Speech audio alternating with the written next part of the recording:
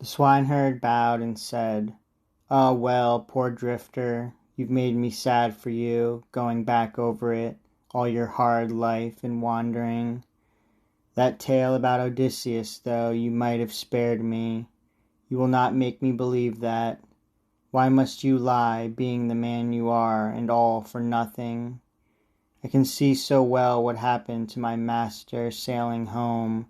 Surely the gods turned on him, to refuse him death in the field or in his friends' arms after he wound up the great war at Troy.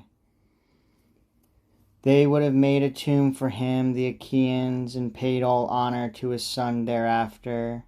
No, storm winds made off with him, no glory came to him. I moved here to the mountain with my swine. Never now do I go down to town unless I am sent for by Penelope when news of some sort comes. But those who sit around her go on asking the old questions, a few who miss their master still, and those who eat his house up and go free. For my part, I have had no heart for inquiry since 1 year an Aetolian made a fool of me. Exiled from land to land after some killing, he turned up at my door. I took him in. My master had seen in Crete, he said, lodged with Idomeneus, while the long ships, leaky from gales, were laid up for repairs. But they were all to sail, he said, that summer or the first days of fall, hulls laden deep with treasure, manned by crews of heroes. This time you are the derelict the powers bring. Well, give up trying to win me with false news or flattery. If I receive and shelter you, it is not for your tales, but for your trouble, and with an eye to Zeus, who guards a guest. Then said that sly and guileful man, Odysseus, a black, suspicious heart beats in you surely. The man you are, not even an oath could change you. Come then, we'll make a compact. Let the gods witness it from Olympus, where they dwell. Upon your Lord's homecoming, if he comes here to this very hut, and soon, then give me a new outfit, shirt and cloak, and ship me to Dulichion.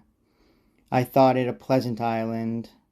But if Odysseus fails to appear as I predict, then swish, let the slaves pitch me down from some high rock, so the next poor man who comes will watch his tongue. The forester gave a snort and answered, Friend, if I agreed to that, a great name I should acquire in the world for goodness.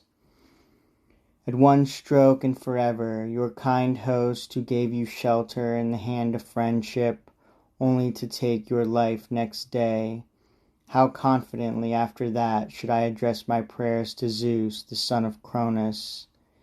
It is time now for supper. My young herdsmen should be arriving soon to set about it.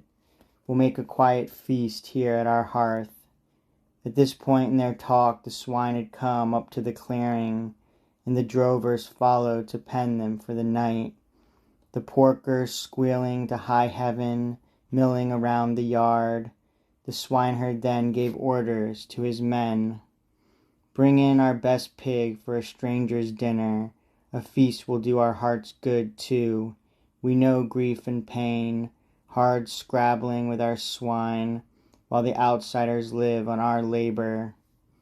Bronze axe in hand he turned to split up kindling, while they drove in a tall boar, prime and fat, planting him square before the fire. The gods as ever had their due in the swineherd's thought, for he it was who tossed the forehead bristles as a first offering on the flames, calling upon the immortal gods to let Odysseus reach his home once more. Then he stood up and brained the boar with split oak from the woodpile. Life ebbed from the beast. They slaughtered him, singed the carcass, and cut out the joints. Eumaeus, taking flesh from every quarter, put lean strips on the fat of sacrifice, floured each one with barley meal, and cast it into the blaze. The rest they sliced and skewered, roasted with care, then took it off the fire and heaped it upon platters. Now their chief, who knew best the amenities, rose to serve, dividing all that meat in 7 portions, one to be set aside, with proper prayers, for the wood nymphs and Hermes, Maia's son, the others for the company. Odysseus he honored with long slices from the chine. Warming the master's heart, Odysseus looked at him and said, "May you be dear to Zeus, as you are dear to me for this, Eumaeus, favoring with choice cuts a man like me."